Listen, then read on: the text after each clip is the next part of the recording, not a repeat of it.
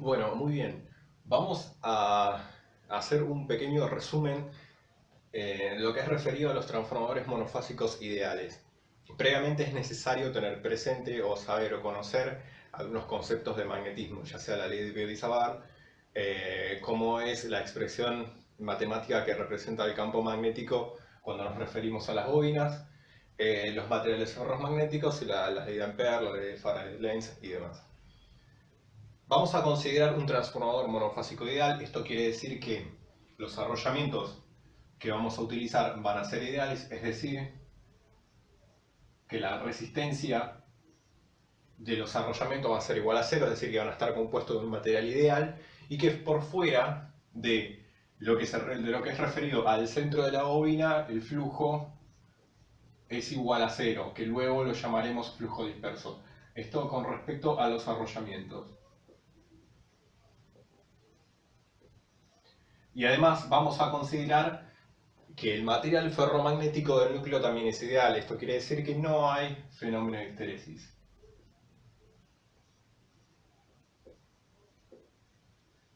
¿Sí? Vamos a considerar entonces esto para el núcleo de mi transformador. Recordamos que estamos trabajando con un material ferromagnético. Es decir, que un transformador está compuesto por dos arrollamientos. Un transformador monofásico está compuesto por dos arrollamientos, dos devanados, dos bobinados, como quieran llamarlo. ¿Sí? Y para en el caso del transformador monofásico ideal vamos a considerar esos arrollamientos ideales, es decir, que la resistencia va a estar hecho de un material ideal, es decir, que no va a presentar resistencia, y que el campo magnético fuera de lo que sería el centro de la bobina va a valer cero. Y además vamos a vincular estos dos arrollamientos mediante un material ferromagnético que, como vimos en magnetismo, que los materiales ferromagnéticos presentan el fenómeno de histeresis, pero lo vamos a considerar ideal, es decir, que no va a presentar fenómeno de histeresis. Ahora bien, también vamos a considerar lo siguiente. En uno de los arrollamientos, que lo vamos a llamar lado primario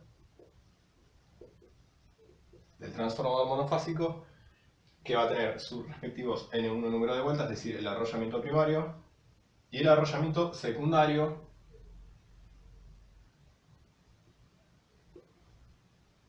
sí, que luego podemos conocerlo como lado de alta tensión y lado de baja tensión en el caso de un transformador que trabaja reduciendo la tensión.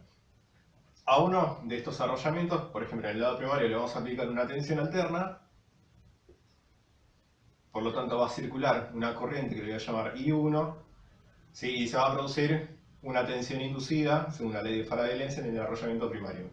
Pero a su vez, como está circulando una corriente en este arrollamiento, y como vimos en la parte de magnetismo, se va a generar un flujo magnético según sea el sentido de la corriente,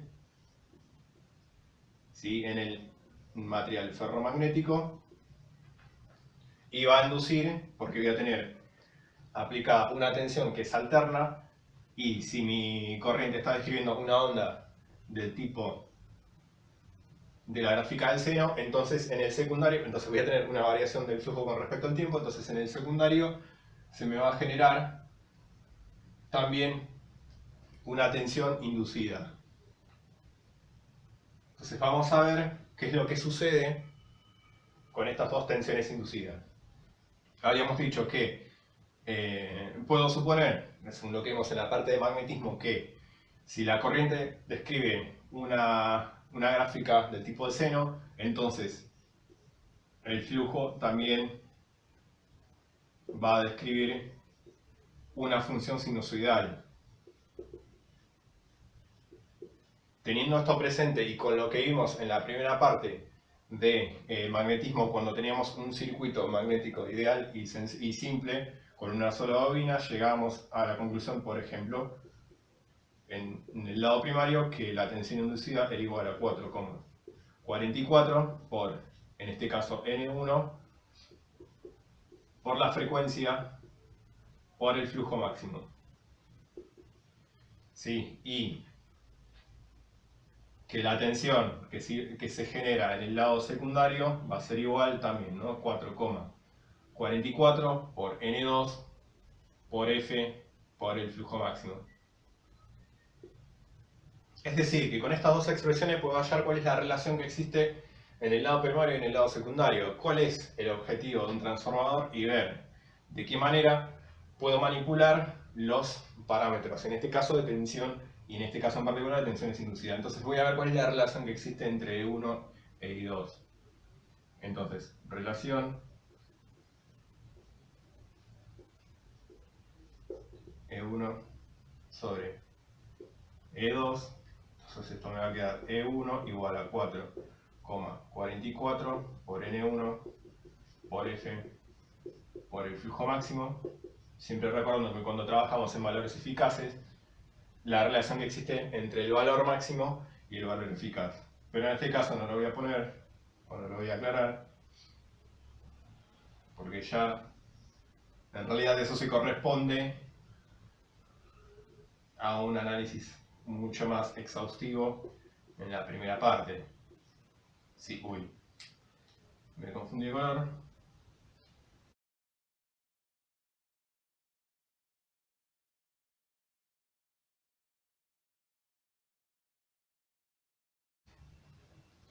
Puedo concluir que en realidad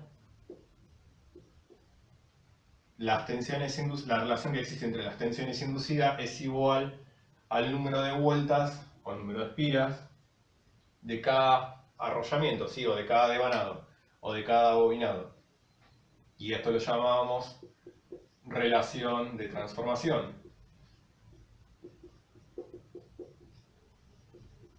Y es la conclusión más importante, o la primera inicial más importante que sacamos, porque es, de alguna manera, la relación de transformación, el parámetro que nos va a determinar de qué lado nos paramos del transformador y observar qué es lo que sucede con alguno de los parámetros. Entonces, además, habíamos considerado que estamos trabajando en un transformador ideal, es decir, que los arrollamientos son ideales y que el núcleo también es ideal.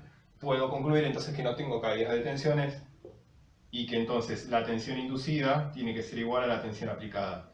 ¿De dónde sale esto? Bueno, si yo conecto una carga, una impedancia, lo que va a suceder es que yo estoy cerrando el circuito en el lado secundario, es decir, que va a circular una corriente I2 y se va a producir una caída de tensión I2 producto de que yo estoy cerrando el circuito colocando una carga, ¿sí? Entonces, ya tengo lo que es la relación entre las tensiones y ahora me quedaría hacer el análisis con respecto a las corrientes. Análisis de I1 sobre I2, ¿sí? O de I1 e I2. ¿Cómo hago? Bueno, me hago valer de lo que aprendí en magnetismo según la ley de Ampère. Es decir, que yo puedo decir que N1 por I1 de T en el lado primario del transformador y en el lado secundario, en realidad, cuando yo estoy cerrando el circuito, la corriente me va a generar un flujo que es contrario, es decir, menos N2 por I2 de T igual a 0.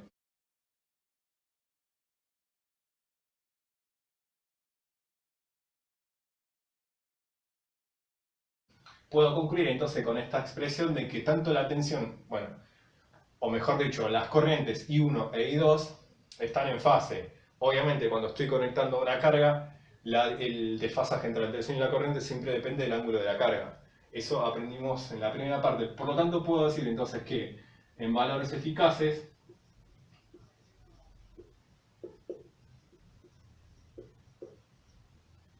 tengo que N1 por I1 tiene que ser igual a N2 por I2. Y habíamos dicho que yo quería hallar I1 sobre I2, entonces I1 sobre I2 tiene que ser igual a N2 sobre N1. Y esto es la relación de transformación, pero a la inversa, ¿verdad? Entonces puedo llegar a concluir lo siguiente, que la relación que existe entre las tensiones entre el lado primario y el lado secundario del transformador me da la relación directa entre los números de vueltas, y eso lo llamamos relación de transformación. Y sucede lo contrario con respecto a las corrientes. Ahora vamos a analizar lo que pasa con las potencias, porque yo estoy conectando una carga y ya tengo hecho el análisis y pude llegar a alguna conclusión con respecto a las corrientes y las tensiones. Entonces ahora es lógico que proceda a analizar qué es lo que sucede con la potencia.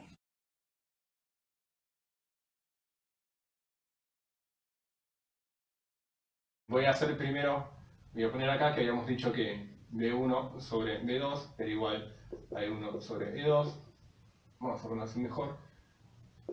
B1 sobre B2, esto es igual a, para tenerlo como recordatorio, esto como lo voy a poner como auxiliar, y que I1 sobre I2 es igual a 1 sobre A. Bien, la potencia, voy a hacer el análisis de la potencia activa. ¿Sí? ¿Por qué? Bueno, porque es la más representativa para poder analizar cuando yo tengo la carga. Entonces, la potencia que va a consumir la carga va a ser igual a la tensión.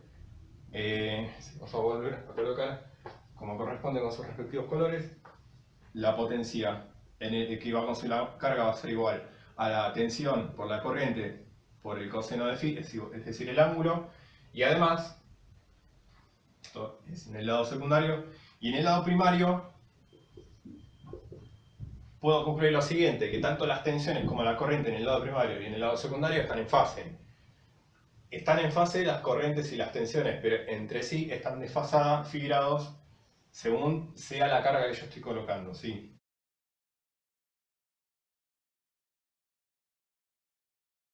Entonces, la potencia que entrega la potencia en el lado primario del transformador va a ser igual a B1 por I1 por el coseno de phi. El coseno de phi dijimos que es igual. Ahora bien, podemos decir entonces, podemos despejar de aquí que B1 es igual a A por B2 y de acá que I1 es igual a 1 sobre A por I2. Entonces me quedaría A por B2, todo esto por 1 sobre A por I2 por el coseno de phi. Y esto no es otra cosa que B2 por I2 por el coseno de phi. Y esto es la potencia en el lado secundario del transformador, es decir, la que consumía la carga. ¿Qué puedo llegar a concluir? Que toda la potencia que va a estar entregando el lado primario del transformador lo va a estar consumiendo la carga. Es lógico porque no hay pérdida, no estoy considerando que tanto los arrollamientos como el núcleo del transformador es ideal. Por lo tanto, puedo decir que el rendimiento de mi transformador es el 100%. ¿Sí? Esto es si y solo si estoy analizando un transformador monofásico ideal, los arrollamientos ideales y el núcleo ideal. Además, yo conecté una carga y puedo hacer el análisis de esa carga. ¿Qué es lo que sucede con la carga? Bueno, B1 sobre I1 va a ser igual a ZC, pero lo voy a llamar ZC'. ¿Por qué? Porque yo me estoy parando en el lado primario del transformador para poder ver la carga. ZC lo nombré, lo conecté en el lado secundario. B1 sobre I1 es la relación que existe entre esos dos parámetros en el lado primario. A ver, entonces, puedo decir, según lo que coloqué allí, que A por B2 sobre 1 sobre A por I2, esto es igual a ZC. Entonces, B1 sobre I1 es igual a cuadrado por ZC. ¿Sí? Y esto es ZC'. ¿Sí? Entonces, a ver, depende de la relación que existe entre N1 y N2, puedo saber de qué lado me estoy parando del transformador.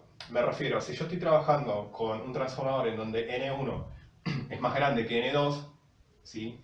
Según lo que tengo escrito acá, bueno, acá faltaría, ¿no? Esto era N1, para que sea igual a, tenía que ser igual a N1 sobre N2, igual a, ¿sí?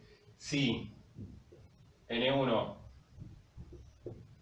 escribo acá, si N1 es más grande que N2, entonces la relación de transformación, que es N1 sobre N2, Sí, me debería ser mayor igual, debería ser mayor que 1.